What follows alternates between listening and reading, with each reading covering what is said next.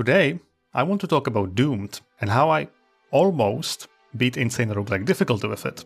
In the first part of the video, I'll go over all the Doomed talents, and in the second one, I'll show you the character on which I inexplicably decided 77 mind power is enough to beat the final boss, and go more in depth about leveling, prodigies, gear, and so on. Doomed is an unlockable class from the base game.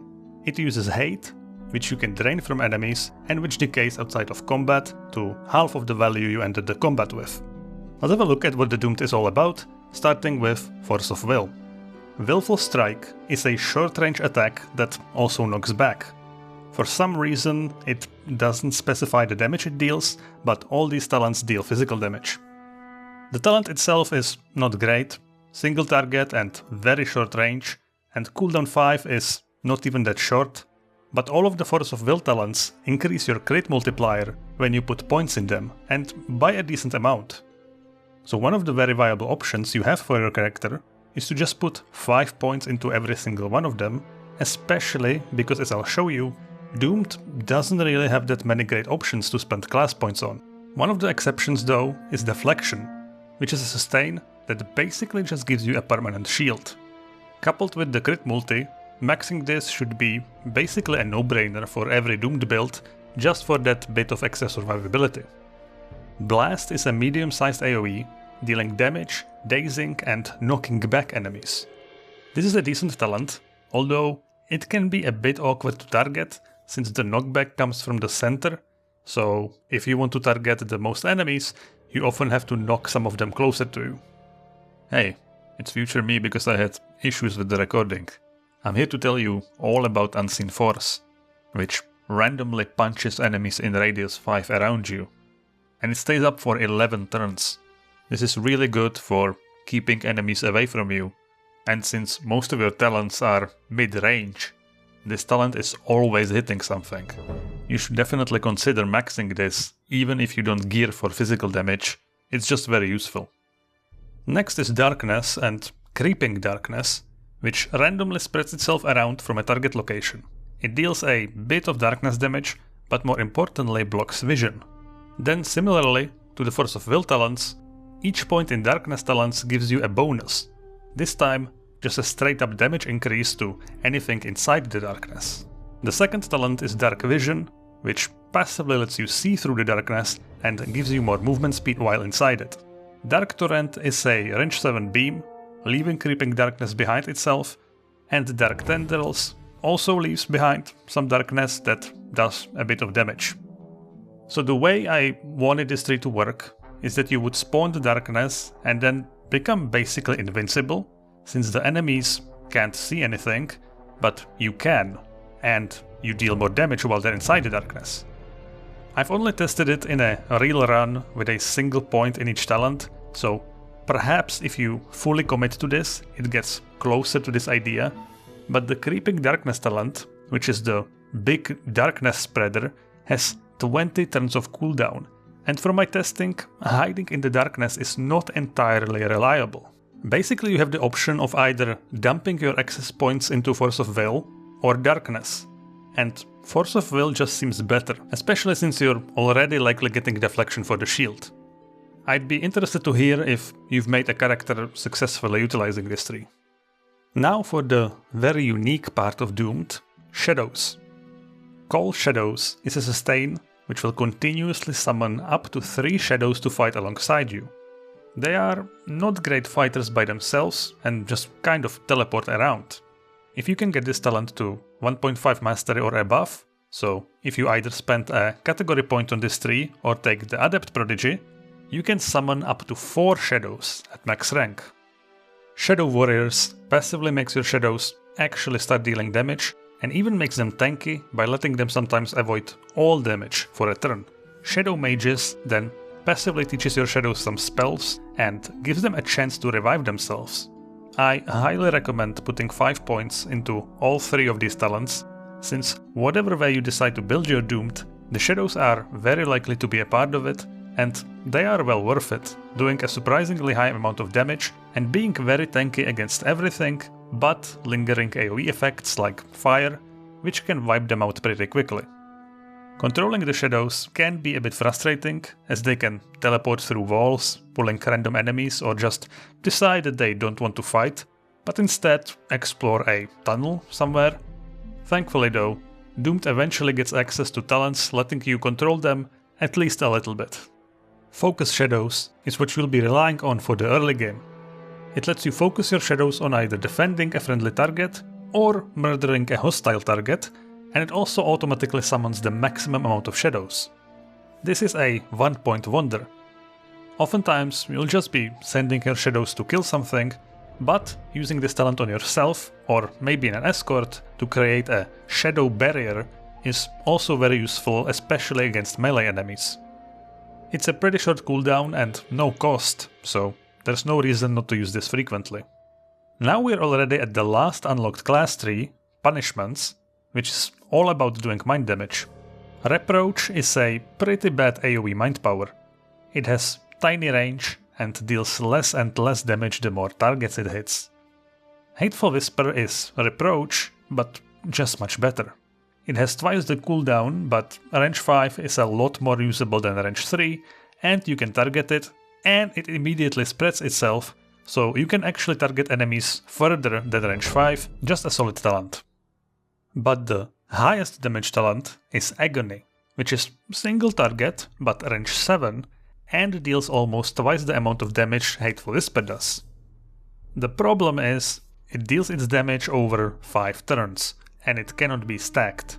Still, with the shadows distracting enemies, it gets time to do work, so it's a very powerful talent and the one I recommend maxing first out of these 3. To top it off, there's Madness, which passively gives you a chance to debuff enemies for 3 turns when you deal mind damage to them.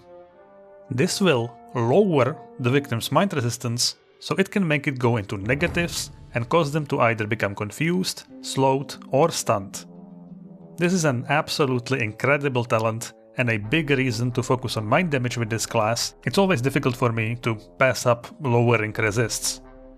Then there are 3 locked class trees, 2 of them entirely focused on shadows, so let's talk about those first. One with shadows. Shadow Senses passively lets you see in a large radius around your shadows. This is nice, but not really necessary.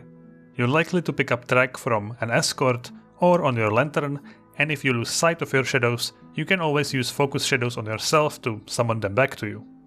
Shadow Empathy is a sustain that lowers your light resist in return for darkness resist and affinity, and for each shadow giving you all resistance. So this is also nice, even looks quite good at first glance. The problem is, if your shadows are alive, you're never really in trouble, as they will tank damage and debuffs for you just by existing. When a fight is actually scary, most of your shadows will be dead. Obviously you can resummon them pretty frequently, but definitely don't think of this as having this all resist permanently up. Shadow Transposition lets you swap places with a shadow, while also transferring physical or magical debuffs to them. This is the talent I like by far the most out of these 3. Both parts of it are excellent, and most of the time there will be at least one shadow flying around. Although it's possible that it won't be in the best position, so you might have to teleport closer to enemies, but it's still a good talent. Shadow Decoy is Cauterize, but good, as it only costs you a single class point and even gives you a large amount of extra HP to work with for the next 4 turns after triggering. It's still only Cauterize though, so it's not that good. And that's really the problem with this tree. It really lacks that one talent you feel like you absolutely need. It's all just simply alright. It's especially unimpressive in comparison to advanced Shadowmancy. It starts off strong with Merge, which merges a shadow with an enemy, lowering its damage by up to 47% for 5 turns. This basically just makes anything scary not scary. One shadow is a very small price to pay for that. This talent is excellent. Stone teleports a shadow towards an enemy, dealing solid damage and setting the shadow as that enemy's target. This is at least just as good as Merge is, because often it simply reduces their damage by 100%, since they're now hitting your stupid shadow, which can decide not to take damage and even revive itself. And it only requires a single point to do its job, so another super powerful talent. Shadow's Path commands all shadows that are within sight, teleporting them to a location and dealing damage to enemies they pass through. This can theoretically do decent damage, but I mostly found it useful for repositioning your shadows. You can also use it to kind of scout through walls if you don't have track. You simply Shadow's Path through a wall, and then shadow focus your shadows back on yourself, and then simply wait if some angry unique comes running after them. Cursed Bolt lets you fire a bolt of mind damage from each of your shadows. If you get up to 4 shadows, and they all hit one enemy, it does pretty crazy damage, way more than even Agony. The problem is, with the chaotic behavior of the shadows, this scenario very rarely happens. Usually you can hit the enemy you actually want to hit like twice, and the rest you just fire somewhere else, so this talent is just okay. Now if you don't much care for the shadows, there is one more tree, Fears. Instill Fear instills fear in your enemies in 2 radius, dealing some mind darkness damage to them and applying a random fear for 8 turns. 2 of these fears are really good, 2 of them are just okay. The 2 good ones are Paranoid, which gives enemies up to 50% to basic attack a nearby creature, and Despair, which severely reduces mind resist and mind save. The 2 whatever ones are Terrified, which deals a tiny bit of damage and increases the cooldowns of an enemy, which you're unlikely to ever notice in a fight, and Haunted, which causes the target to take a bit of damage every turn per mental debuff. So 50% to apply a very strong debuff for 8 turns is not a bad start. Heightened Fear passively applies another fear to already feared enemies that stay inside of you for 4 turns. It even completely ignores fear resistance. More on that after the last talent. This is a solid 1-pointer. Tyrant passively gives you a chance to slightly increase the duration of fears and gives you a bit of mind power when you apply fears. This more or less does nothing. We are ending strong though with Panic, which debuffs all enemies in range 4 for up to 8 turns, giving them an up to 43% chance to spend their turn simply moving away from you. This talent is really good. It's basically another very strong, long-lasting confusion effect. The problem with this tree is that enemies in this game can be entirely fear immune, at which point you just spent a category point and like 15 class points for literally nothing, which really sucks. A lot of the undead enemies are completely fear immune, for example. But when this tree does work, it's pretty powerful. I used it on my character and I didn't really regret it. For the general talents, there is Dark Sustenance. Feed is primarily how you generate hate. It automatically applies to random targets, but you can also manually target it, although that has a pretty long cooldown. You only need a single point in this. Devour Life passively reduces the health regeneration of the fed upon enemy and adds it to you. Alright, for a point. Feed Power reduces the fed upon enemy's damage and increases yours. This is obviously very good, but it basically doesn't scale at all from points. A single percentage is definitely not worth it. Feed Strengths then lowers the fed upon enemies' resistances and adds them to your own. Again, this is good enough just for a single point, and for just 4 points, all these added together make Feed a pretty potent debuff, so don't forget to use the active to target the terrifying uniques. Then we have Gestures. Gesture of Pain is a sustain which changes the way your basic attacks work. They will start doing mind damage and compare your mind power against enemy mind save instead of using accuracy, which is great, and you even get a small chance to inflict stun on hit. You can look through the forums to find discussions about whether gestures are better than going Psyblades, but it's mostly relevant only if you really want to melee things, which you obviously can on Doomed, but I think it's a lot simpler to just try and keep your distance.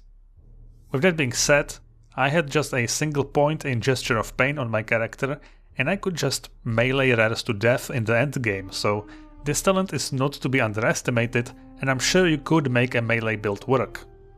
Gesture of Malice passively improves your Gesture of Pain, making it also lower resistances on hit, so this yet again can make enemies drop into negative resistances, so it's very good. Gesture of Power passively gives you a bit of Mind Power and Mind Crit. These are good stats, but you get so little of them that I wouldn't invest more points here. And then Gesture of Guarding passively deflects damage from melee attacks against you. So I've seen a character who could deflect like 800 damage each turn, taking Superpower and Arcane Might as their prodigies to maximize the potential of this talent and focusing entirely on melee.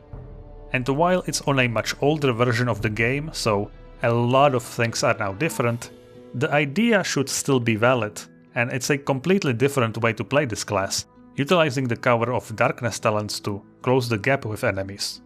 If you don't take prodigies supporting this talent, or put 5 points into Psyblades though, Gesture of Guarding won't be too impressive. On my character, for example, it just deflected 34 damage. And the final category, I won't be talking about the extremely common survival, especially since it's locked, is Cursed Form. Unnatural Body passively makes your healing be between 50% to 100% effective based on the amount of hate you have, but gives you a bit of healing when you kill an enemy. Make no mistake, this talent is definitely a debuff, but you unfortunately start with a point in it and cannot unlearn it, so you have to deal with it. Definitely doesn't deserve more points. Relentless passively gives you up to 50% confusion, fear, stun and knockback immunity. Simple but very powerful, you can easily justify putting 5 points into this. Seethe passively increases all your damage, each turn you take damage, but each turn you don't take damage, this bonus decreases. It's definitely worth a point, but it looks better than it is. And Grim Resolve passively gives you a tiny bit of strength and willpower when you take damage, which is fairly irrelevant, but it also gives you a chance to cleanse poisons and diseases each turn, so again, I think it justifies a point. Hey, it's future me again. There's one more generic tree that I almost forgot to mention, the Cursed Aura. You get access to this tree by releasing your hatred upon the first item you find. There's not really a downside to doing this, and these talents are really powerful. So the way it works is that points in Defiling Touch will make more of your items become cursed. Curses start as debuffs, but once you start putting points into Dark Gifts alongside it, you'll unlock powerful bonuses from wearing these cursed items. There are 5 curses, but 2 of them are much stronger than the rest. The Curse of Shrouds starts out by giving you a small chance to reduce your damage for 4 turns. But if you wear at least 4 items with this curse, you'll get the last 2 powers, which makes this absolutely worth it. The 3+ power significantly raises all your resistances for 1 turn after movement. One of the most dangerous moments in Tome is when you are auto-exploring and get ambushed by some enemies, which get the first hit in. While with Shroud of Passing, you'll have very close to 70% in every single resistance for this key first turn of combat, so you'll take very little damage. It also makes movement infusions even better than usual. And if you manage to kill something during that first turn, you'll get Shroud of Death, which again gives you tons of resistances, but this time after you kill an enemy and for 3 whole turns. Long story short, this curse turns you into a super tank. The second really powerful curse is Curse of Nightmares. The really important power here is the last one, which gives you an increasing chance each time you get hit to start summoning terrors everywhere for 8 turns. These guys are just black blobs that quickly swarm the area and are just really annoying for your enemies, blocking their movement and talents. These 2 curses combined give you a ton of survivability. The issue is, it puts a severe limitation on your gear. Items get a random curse assigned to them and it cannot be changed, so sometimes you might have to wear very bad items just to satisfy the curses. It's generally useful to save any half-decent items with Shrouds or Nightmares, so you can swap them around if you find something really good later. Managing this gets a lot easier if you either take the Adept Prodigy, which will let you have curses also on your ranks, or just once you have 5 points in Defiling Touch, which will give you the ability to just put +2 power into a curse of your choosing. Then there's Ruined Earth, which constantly severely reduces the damage of everything in a huge radius. This includes you, unfortunately. You can kind of get around this with Spine of the World a little bit, since it's a physical debuff, but otherwise you have to be prepared to carry this debuff yourself. Cursed Sentry then summons a weapon out of your inventory to fight for you. It stays around for a long time, is very tanky, and if it's a good weapon, it can deal a decent amount of damage. I've used this on a few of my characters, and it's always a great talent to have, and it usually works best with ranged weapons. So here's my guy, straight from the final boss, but this time it's a bit of a different format. The one good thing is that you can easily see all the add-ons that I use, none of them affect gameplay, and if you're a new player, you don't have to use them. So let's talk about what happened. First of all, for some reason, I think like Steam went down for maintenance when I was finishing the run. So it says I have 0 deaths. This is not true. This character is dead. I cannot currently play it, even though it just didn't update the character sheet. So here in the log, I'm still alive. But in reality, this character is dead, because I died to the final boss. I think Doomed is surprisingly an incredibly powerful character. I didn't expect for it to be so strong, and I just cruised through the game. I don't think I've ever dropped below like 90% HP ever since level 25. But the point at which everything went wrong is after I cleared the Orc Prides, and before going to High Peak, I realized that I still don't have a lantern with track. And going through High Peak without track is a pretty bad idea, since it's definitely one of the most dangerous zones in the game, so you really don't want to clear the whole levels each time so that you can find the exit. It's best to just track and find the exit that way, and for that I needed any rare or unique lantern with a greater ego, so that I could reroll it into the Watch Leader's ego, which gives track. Just a single rare or better lantern. That's all I needed. At this point I was still using a tier 1 lantern that just had some decent base stats, but I started looking for a lantern with track as I got to East, and it didn't drop. And if you've played Tales of Maj'Eyal until the end game, until the final boss, you'll know that it gets pretty tedious. It's very long. All the dungeons just have a needless amount of levels, and since you reach max level, your character stops progressing, which is basically the most fun part of Tales of Maj'Eyal. So usually you're pretty happy to be done with that character by the time you beat the final boss. But without track, I decided, you know, let's do some of the vaults, let's grind a little bit and find the lantern, right? Like, how long could it realistically take?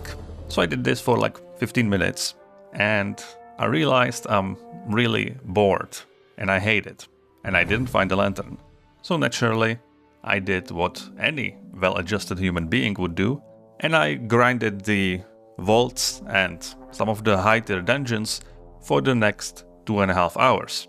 By the end of this, I still didn't find a single lantern that I could reroll into track, but what I did manage to do is make myself pretty sick of this character. I was playing really recklessly, putting myself in way more danger than I needed to, just so I could play quicker and quicker, and I just stopped caring whether my character lives or dies. I just couldn't believe that not a single lantern dropped after all the vaults in the prides.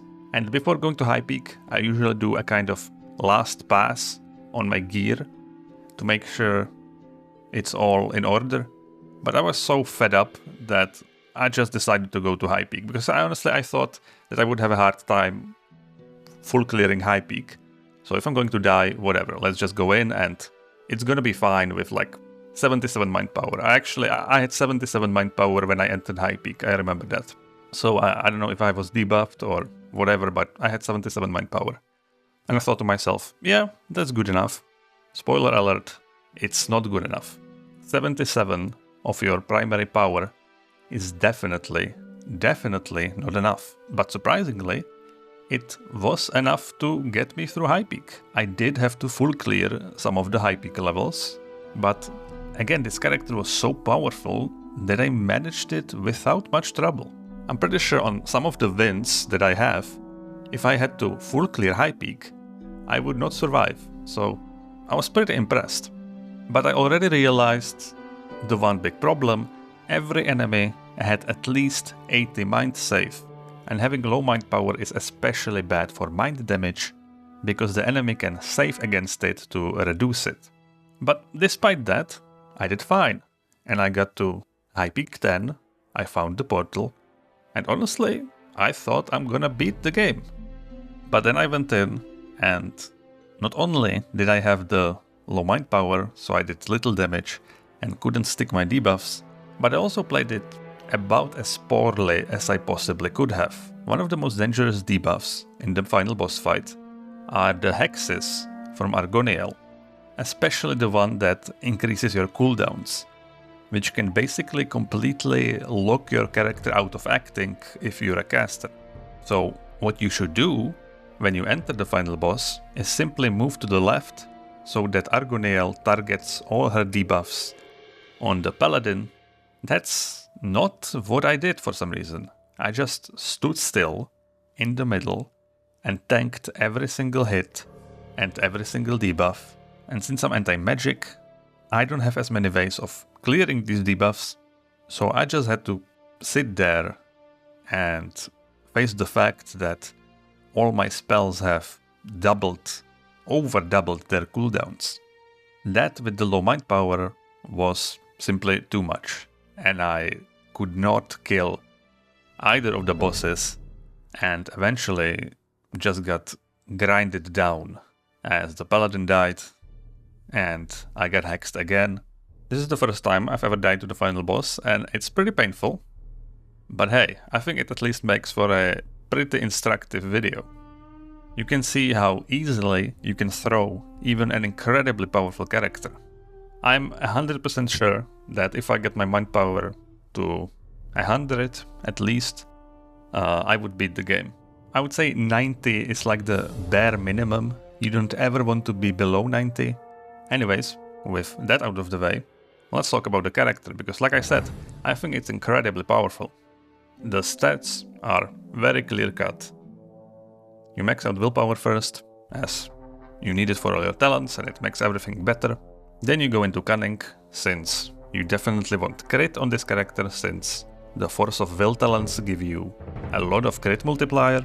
Then constitution should be the best stat, as you just don't get a lot out of the other 3 stats, so constitution just gives you some health and healing mod.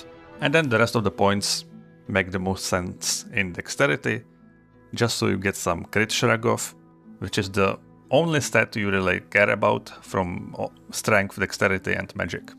For my race, I picked Thalor, which I've not really ever played up until the end game. I honestly didn't think much of it, but I thought if there was ever a class to try it with, Doomed would be it. And I was correct. It's an incredibly powerful race for this class. You get Gift of the Woods, which is an instant speed healing inscription, basically, that scales with your willpower or constitution. You get Verdant, which is a passive that gives you nature and acid damage affinity. You get Guardian of the Wood, which gives you big disease immunity, blight resist and all resist, so that's really nice. And Nature Sprite, which is an instant speed summon of 2 treants for 8 turns, so that's quite a lot. And these guys are really tanky. This coupled with the shadows means there's just always something blocking a straight path towards you. The exact idea behind Thalor was that I did not want to go for 5 inscriptions. I only went for 4 inscriptions, but I went Antimagic and Fungus, which gives fungal growth, And ideally, you want a regeneration inscription permanently running, making you incredibly tanky. So I thought, why not use Gift of the Woods as basically a regeneration inscription? Because it's very comparable in terms of the healing it does. And it even gives you the healing modifier for the first 8 turns. And it's instant speed. The only problem with it is that it has a cooldown of 20 plus.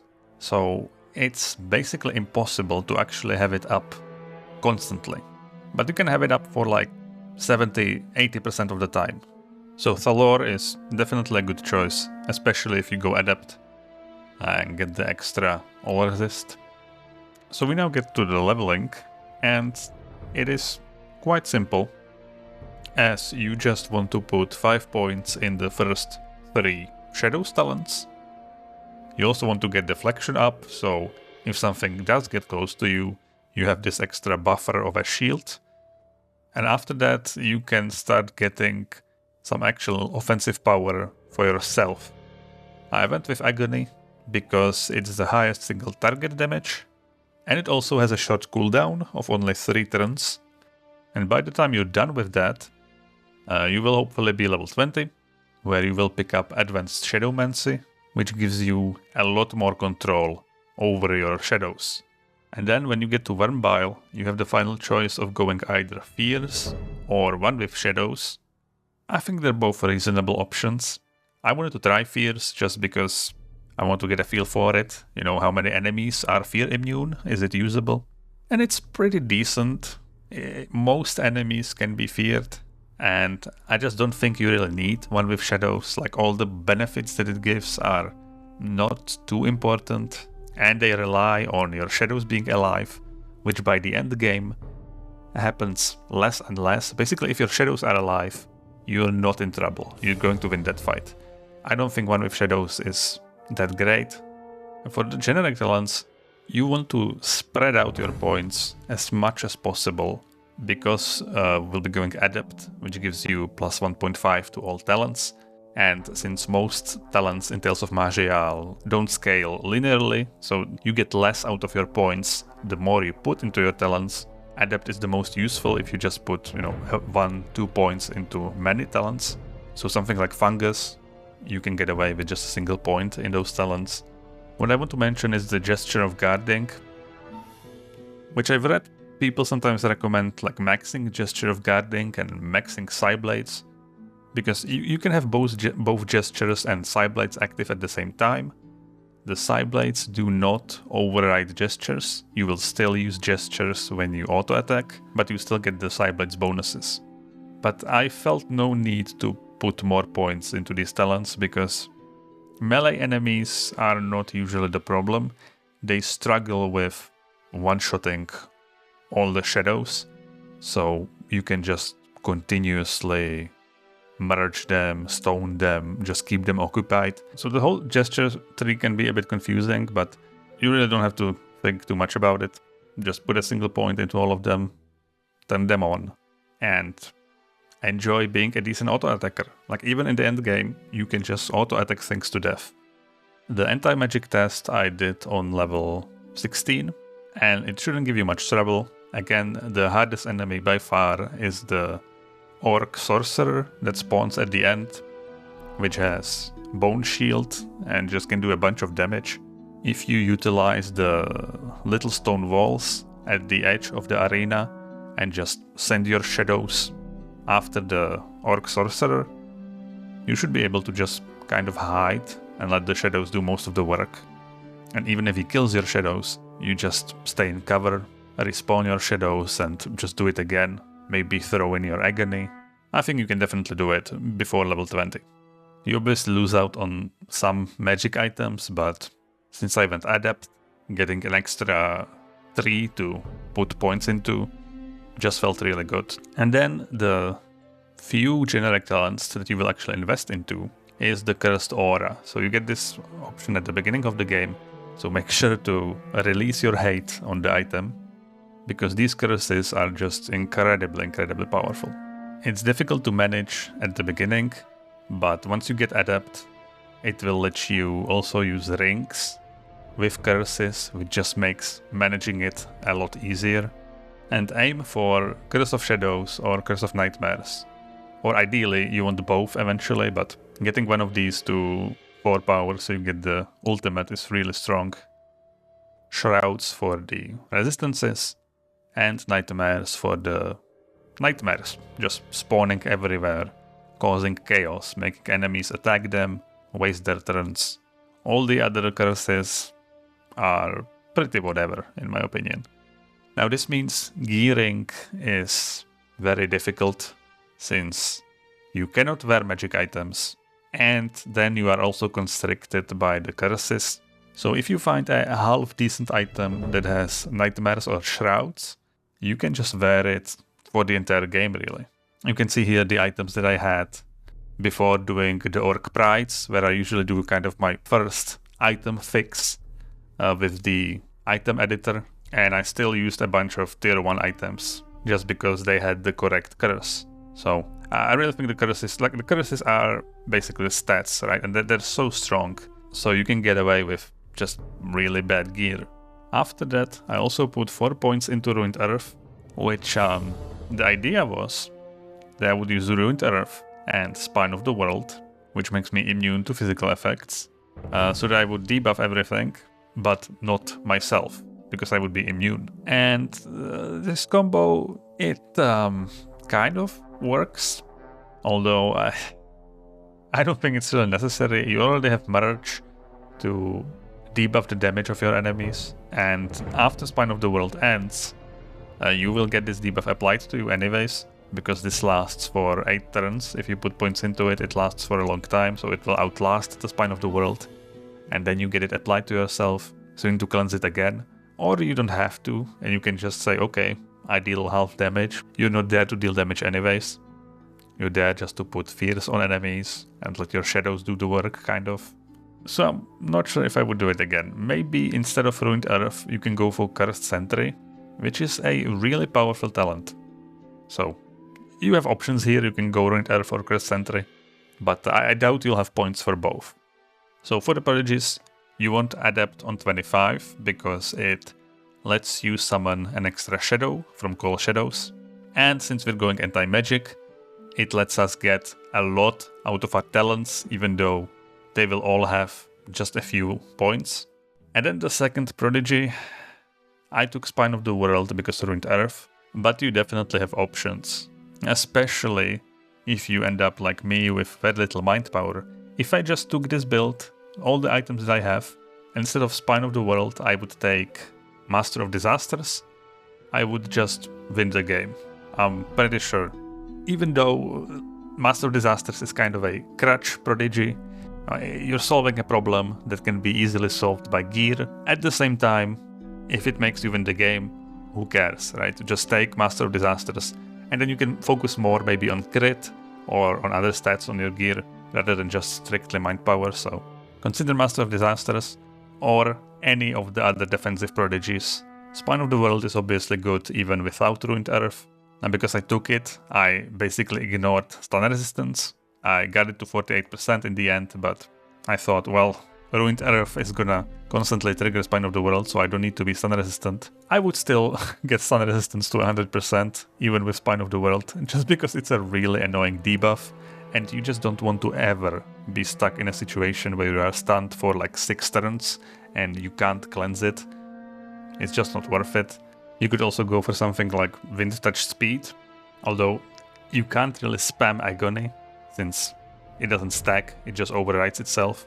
So you might spend a lot of time just not being able to do anything, but if you don't have any talents to use, you can just move a tile, right? Because this triggers Curse of Shrouds, so it gives you 70% resistance on everything. With this idea in mind is how I came to my Inscriptions, and the decision to use Double Wild, of course. And then I ran a movement and a healing for most of the game, but by the end I decided, well, what if I go double movement? Since with Shrouds, the movement infusion becomes even better than usual. And I also wanted to close the portals on the final boss, even though in the end I didn't, because I don't know. I don't know why I didn't. I should have. The point is, you don't need the regeneration infusion, which you would normally take when you go Antimagic, because you are Thalor and you have Gift of the Woods. So for my items, like I said, I only reached 77 or 75 mind power, which is just a very small number. You want to aim for 100, ideally. The one item that I think is quite good is Eden's Guile, which are boots that basically just give you a huge burst of global speed. So if you can find these, I think it's a very solid option. And then for my gloves, I would ideally have Bellhunt Remnants. I would definitely recommend using those if you find them, just to strip more sustains from enemies, because relying on just Mana Clash is not enough. It only strips 4 magical sustains, which is not that many on the final boss, when Elandar has like 50 of them. And yeah, like I said, the rest of my gear, just do the best you can with the curses. Thank God not all your items have curses, honestly. If every single one of my items had curses, I would probably have all tier 1 items. It's quite possible. You should still get resistances on your gear. Despite having Curse of Shadows, you still need resists. But yeah, I wish I just had, 75% crit, but 100 mind power. The game would have been a lot easier, but at least you can learn from me being stupid. For the Escorts, be aware that it is quite difficult on Doomed, since the shadows often don't cooperate and they will pull enemies from different rooms, which is usually fine because you can handle it, or the shadows can handle it, but with the Escorts it's more difficult to try and keep them alive in the chaos that can occur. So I failed a decent amount of them. What you're looking for is track, obviously. If you can find a thief and get track from him, that's great. Then another very important talent is that if you find a lore master, you can get Mind Seer from him, which is the 7th range mind damage beam. That's a very short cooldown. And this became a very important filler talent for my talent rotations. And for the Alchemists, I definitely take generic talents first. You'll find a lot more use for them than class talents, but then class talents are still good, and since you are then just left with the 3rd best elixir being +5 willpower, which is not very impressive, so you can definitely aim for the elixir of invulnerability. In conclusion, Doomed is a very unique take on a summoner, offering a playstyle like no other class in Tome, and with the help of the curses, you can make an incredibly tanky, well-rounded character, capable of dealing with any scenario. Well, almost any. Next time, I think I'll be talking about the Vermic. I've been pretty burnt out on Tome from this whole Doomed experience, but I'm now starting to look forward to another character. Hopefully I won't have to repeat this scuffed format. I know that just staring at the character sheet doesn't work quite as well, but hopefully it was still useful. Thank you for watching.